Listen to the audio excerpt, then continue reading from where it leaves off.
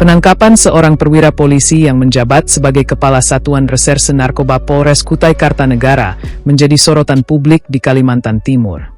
Perwira tersebut diamankan oleh tim dari Polda Kaltim karena diduga terlibat dalam perkara narkoba yang kini tengah didalami penyidik. Adalah Kasat Narkoba Polres Kutai Kartanegara, Kukar, AKP Yohanes Bonar Adiguna, YBA, dikabarkan ditangkap Direktorat Reserse Narkoba Polda Kalimantan Timur atas dugaan keterlibatan dalam kasus narkoba. Penangkapan tersebut menambah daftar kasus oknum aparat penegak hukum yang terseret perkara narkotika di wilayah Kalimantan Timur.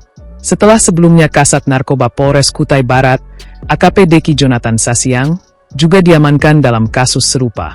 Berdasarkan informasi yang dihimpun, AKP Yohanes Bonar Adiguna diamankan pada awal Mei 2026 dan kini telah ditahan di rumah tahanan Polda Kaltim sejak 2 Mei 2026. Informasi penangkapan itu memicu perhatian luas karena posisi yang bersangkutan selama ini berada di garis depan penanganan kasus narkotika di wilayah Kutai Kartanegara. Kabid Humas Polda Kaltim Kombespol Yulianto membenarkan adanya penindakan terhadap oknum anggota kepolisian tersebut.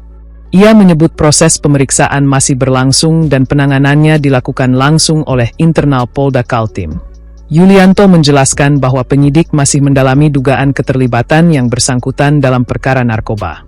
Karena proses penyelidikan masih berjalan, Polda Kaltim belum membeberkan detail lengkap terkait kronologi maupun barang bukti yang diamankan.